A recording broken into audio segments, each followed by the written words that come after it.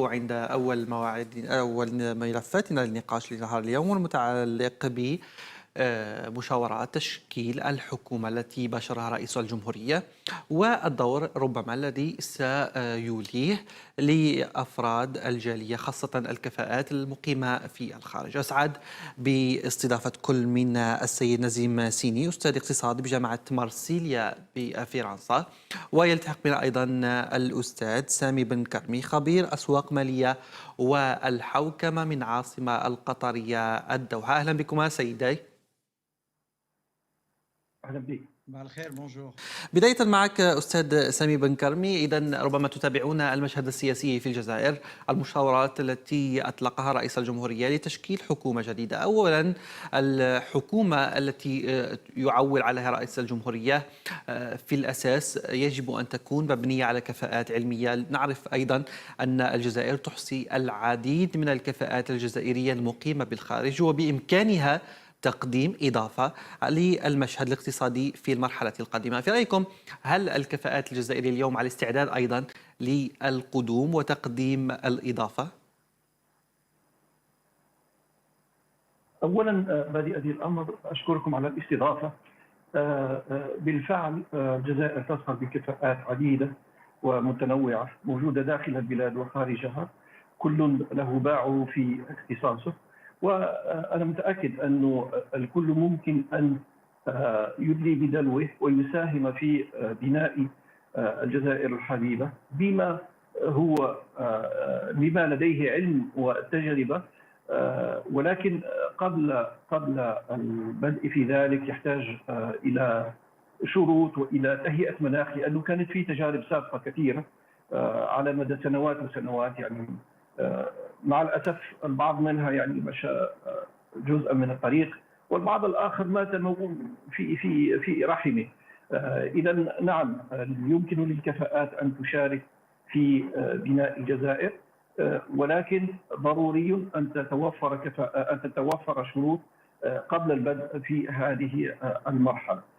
ولعل بعد قليل سنفصل بعضا من هذه الشروط وما هو المنتظر من الكل حتى نضمن أن هذه العملية فعالة وإيجابية. نعم، واضح جدا. أستاذ سامي، سأعود إليك بعد لحظات. تتحول إلى مارسيليا مع الأستاذ نزيم سيني. نزيم، ربما أيضا أنتم بفرنسا والتي تحصي عدد كبير من الجزائريين والكفاءات الذين يقودون العديد من الشركات الاقتصادية، دكاترة وأساتذة في الجامعات. أنتم ربما ما هو ربما الاختصاص وما هي القطاعات التي يمكن أن تقدمون الإضافة فيها للمشهد الاقتصادي في الجزائر مستقبلا؟ Tout d'abord, merci pour votre invitation. Effectivement, vous faites bien de rappeler que la diaspora algérienne en France est l'une des plus importantes au monde. On l'estime à environ à 4 à 5 millions d'Algériens vivant en France. Et effectivement, cette diaspora est très riche et très diversifiée de par ses profils, de par ses compétences. Nous avons des ingénieurs, nous avons des architectes, nous avons des médecins, nous avons aussi des chefs d'entreprise, des économistes, des sociologues. Donc c'est une diaspora qui est extrêmement compétente et très riche et qui peut apporter son expertise et ses compétences au service de l'Algérie. Et d'ailleurs, cette diaspora se tient à disposition du pays pour l'aider à réaliser sa transformation d'abord numérique, mais aussi sa transition vers les énergies renouvelables, mais aussi moderniser l'économie du pays. Et les secteurs comme ça que l'on peut identifier, ça peut être notamment dans le numérique, pour moi qui est un des secteurs clés de l'économie mondiale, mais aussi, comme je le disais auparavant, dans le domaine de la transition énergétique, puisqu'aujourd'hui l'Algérie doit commencer déjà à préparer l'après-pétrole, et je pense que l'on peut être une véritable puissance régionale et un leader mondial au niveau énergie renouvelable, notamment dans le domaine du solaire ou de l'éolien. نعم، واضح جدا أستاذ نزيم. أعود ربما للأستاذ سامي من العاصمة القطرية الدوحة. أستاذ سامي، قبل قليل ذكرت نقطة جيدة ونقطة مهمة جدا، ألا وهي الشروط التي يجب توفيرها ربما للكفاءات الجزائرية للعودة إلى هل ربما هناك شروط تحتم عودتهم أم ربما شروط على الواجب على الجزائر توفيرها من أجل إعادة استقطاب كفاءاتها والعودة إلى الجزائر؟ نعم، فيما قلته نقطة بالغة الأهمية في هذه العملية، وهي كلمة الثقة. لو بنينا على التجارب السابقة التي تمت في الجزائر بمحاولات لجلب الكفاءات من الخارج، انعدمت هذه الثقة، وأدى ذلك إلى عدم نجاعة هذه العملية، فكأنها كانت عملية شو فقط للتصوير وللاستقبال وللإعلان للملأ، ولكن لم يكن لها أي تبعات إيجابية أو حتى لا أي تبعات لهذه العملية. إذن استعادة الثقة بين الكفاءات في الخارج والنظام في الجزائر هو حجر محورية لضمان نجاح هذه العملية. هذه الثقة كيف يمكن بناؤها؟ أول شيء يجب أن تكون في استراتيجية، خطة مسبقة لهذه العملية. بعد سنة أين سنكون؟ بعد 5 سنوات أين سنكون؟ بعد 10 سنوات أين سنكون؟ من رأيي يجب إنشاء لجنة وطنية للكفاءات المهاجرة، تكون مهمتها أول شيء هي الوقوف على مدى توفر هذه الكفاءات ومدى قابليتها للمساهمة في بناء الجزائر، ثم إعداد خطة مستقبلية عقلانية تأخذ بعين الاعتبار ما توفر من الكفاءات داخل البلد وخارجه، لأنه هنا لا يجب أن نحصر الكفاءات فقط خارج الجزائر. في الجزائر داخل الجزائر تزخر بكم هائل من الكفاءات، والتي الكثير منها مهمش مع الأسف. نعم، واضح جدا. عملية نعم واصل أستاذ. نعم. للتعامل مع هذه القضية يجب أن نكون صرحاء، ويجب أن نعرف أين يوجد الخلل. أنت تعرف أنه في الطب يقول لك أن التشخيص هو نصف العلاج. صحيح. في نفس القضايا الاجتماعية، السياسية، الاقتصادية، كل هذه نفس الشيء. يعني يجب تشخيص العلة بدقة عالية، بعدها يسهل طرح العلاج. إن لم نشخص هذا الإشكال، هذا المرض من أين أتى وما هي بوادره وما هي أسبابه، فلن نستطيع أن نعالجه. إذن أول شيء يجب علينا أن نشخص لماذا هذه الكفاءات مغيبة عن صناعة القرار في الجزائر. أنا لا أقول أنه هذه الكفاءات يجب أن تكون في السلطة أو خارج السلطة أو لا. أقول أنه يجب التعامل مع الجزائر كمشروع كبير يقسم إلى مشاريع أصغر، يعطى لكل مشروع أهميته، رجاله، موارده، وأيضا صلاحياته.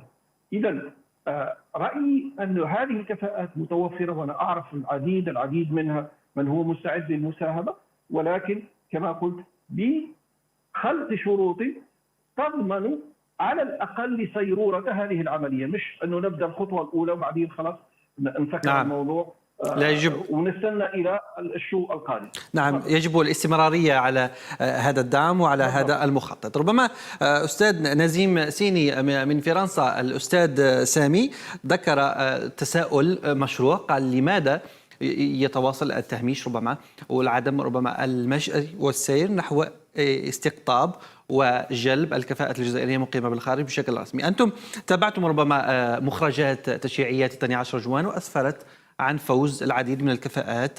هل ترون أن اليوم الوضعية الاقتصادية في الجزائر تحتم على السلطات اختيار كفاءات علمية بارزة وناجحة لقيادة الوزارات الحساسة خاصة الاقتصادية في المرحلة القادمة؟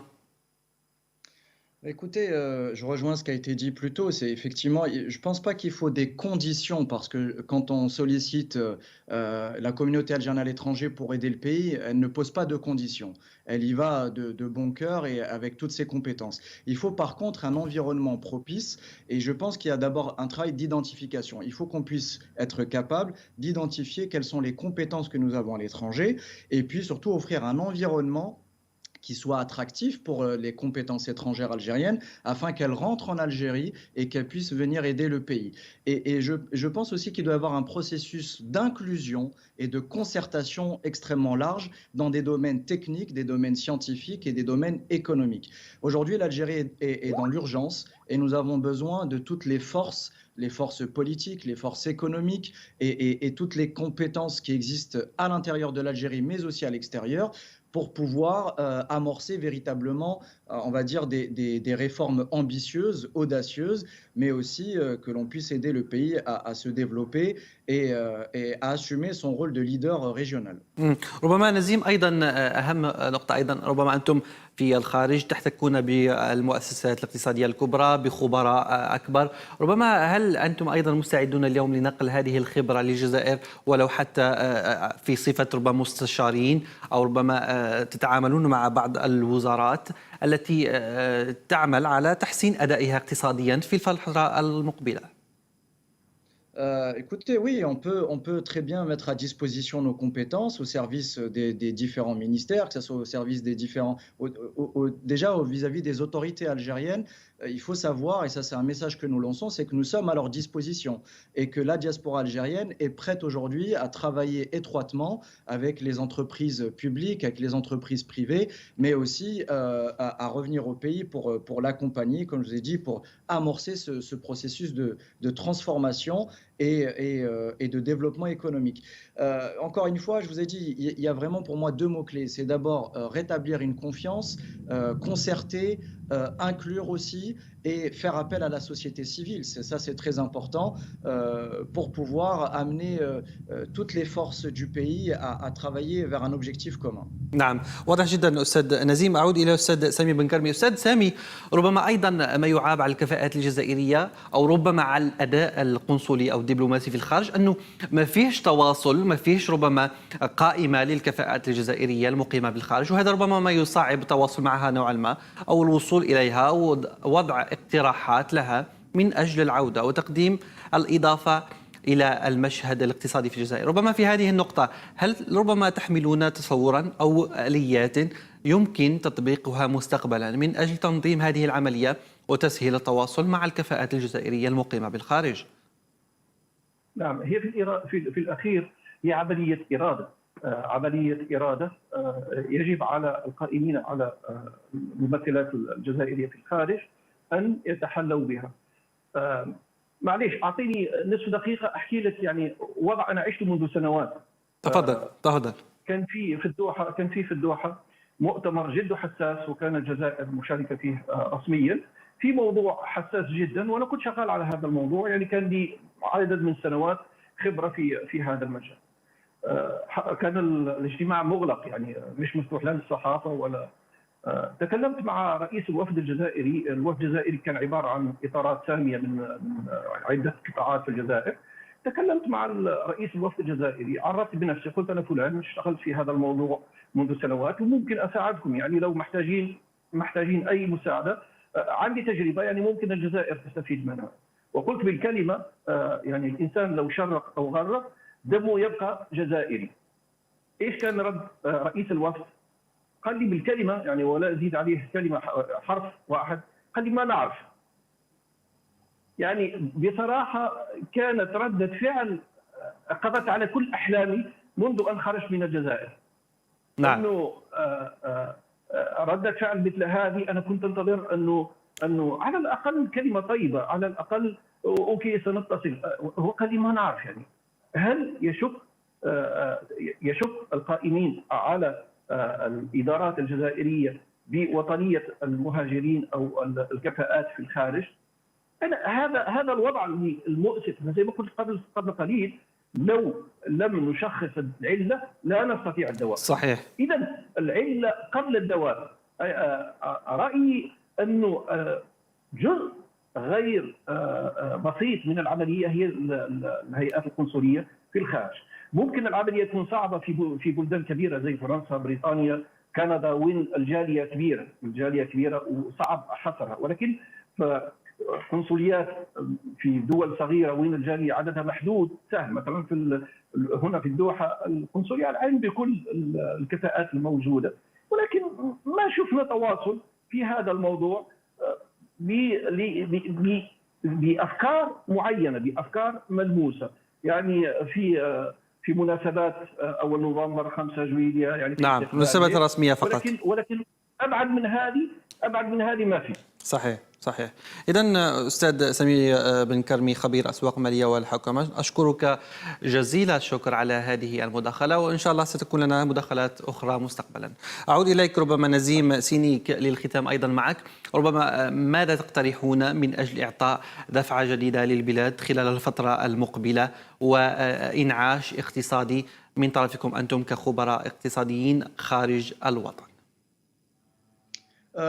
Écoutez, déjà, il faut savoir que la diaspora algérienne et les compétences algériennes sont, comme je l'ai dit, très riches et très variées, et qu'elles se tiennent à disposition des autorités algériennes. Et surtout, il faudrait qu'on puisse aussi, moi j'aime bien dire ce mot, fédérer. Il faut qu'on puisse fédérer ces compétences à l'étranger et qu'on puisse les amener à vouloir revenir au pays. Et puis surtout, comme je vous évoquais au préalable, c'est qu'il y a des secteurs vraiment très intéressants en Algérie sur lesquels la diaspora algérienne peut aider, peut contribuer à donner, à transmettre ses compétences. Et vous savez, actuellement, on suit de très près les consultations qui sont menées par le président de la République, puisque nous attendons avec impatience la formation du nouveau gouvernement, afin de voir quelle feuille de route va être tracée. Et nous espérons évidemment que nous allons avoir un rôle à jouer en tant que diaspora, parce qu'avant tout, on aime le pays, on aime l'Algérie et on veut le voir prospérer et se développer. نعم، وهو كذلك نزيم سيني، أستاذ اقتصاد بجامعة مارسيليا بفرنسا. شكرا لك على هذه المداخلة.